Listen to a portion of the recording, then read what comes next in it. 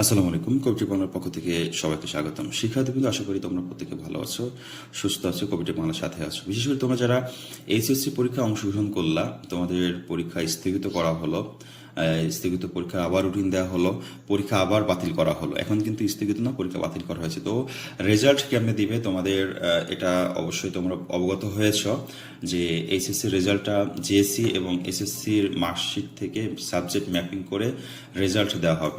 তো এখন বিশেষ করে আমি যে কথাটা বলতে চাচ্ছিলাম, তোমরা কারিগরি শিক্ষা বোর্ড থেকে যারা এসএসসি প্রোগ্রামে পড়েছিলে, তোমরা যারা তোমাদের অনেকেই জেএসসি সার্টিফিকেট ছিল না, তোমরা কারিগরিতে অ্যাডমিশন দিয়ে বা নতুন করে এসএসসি কমপ্লিট করে পড়াশোনা শুরু করছিলে, তো তোমরা আবার দেখা যাচ্ছে যখন এই বছরের এই ঝামেলায় পড়লাম যে তোমাদের কলেজ থেকে তোমাদের একটি নোটিশ দিচ্ছে যে জেএসসি এবং এসএসসির মার্কশিট জমা দেওয়ার জন্য।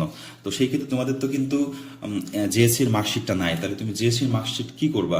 তোমাদের জন্য কারিগরি শিক্ষা বোর্ড এবং অন্যান্য যে শিক্ষা বোর্ডের রেজাল্টের বিষয়, সেটা অবশ্যই সমন্বয় করবে।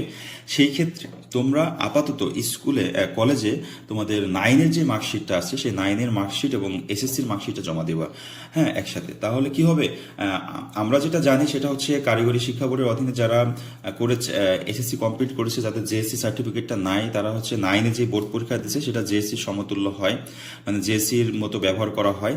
তো সেই ক্ষেত্রে এখন হয়তো তোমাদের 8-এর সার্টিফিকেটটা নাই, যাদের নাই তারা 9-এরটা বোর্ড কলেজে জমা দিবা, বলবো স্যার আমার জেএসসির মার্কশিট নাই, কারণ আমি জেএসসি পাশ করি নাই, কারিগরি শিক্ষা বোর্ডের অধীনে আমি এসএসসি কমপ্লিট করেছিলাম, সেখান থেকে আমার 9 এবং 10-এর 2টা মার্কশিট আছে, সেই 2টা তুমি জমা দিবা। ওকে, এরপর কারিগরি শিক্ষা বোর্ড যে সিদ্ধান্ত নেয়, যদি তোমাদের শুধু এসএসসির মার্কশিট দিয়ে রেজাল্ট দিয়ে দেয় তো আলহামদুলিল্লাহ হয়ে গেল, আর যদি 9 এবং 10-এরটা 2টা মিলে রেজাল্ট দেয় তাও আলহামদুলিল্লাহ ভালো হলো। ওকে শিক্ষার্থীবৃন্দ, তো এখনো কারিগরি শিক্ষা বোর্ড রেজাল্টটা কিভাবে দিবে, যারা কারিগরি শিক্ষা বোর্ডের অধীনে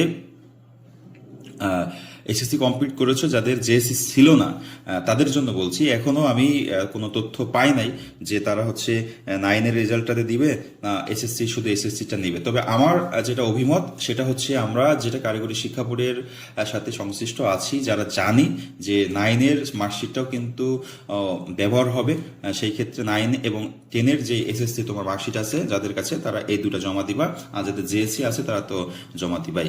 প্রিয় শিক্ষার্থীবৃন্দ, যদি এটা নিয়ে কোনো আরো নতুন আপডেট আছে সেটা নিয়ে সবার আগে আলোচনা করবো। সে পর্যন্ত সবাই ভালো থাকবে, সুস্থ থাকবে, কবিটি বাংলার সাথেই থাকবে। আল্লাহ হাফেজ।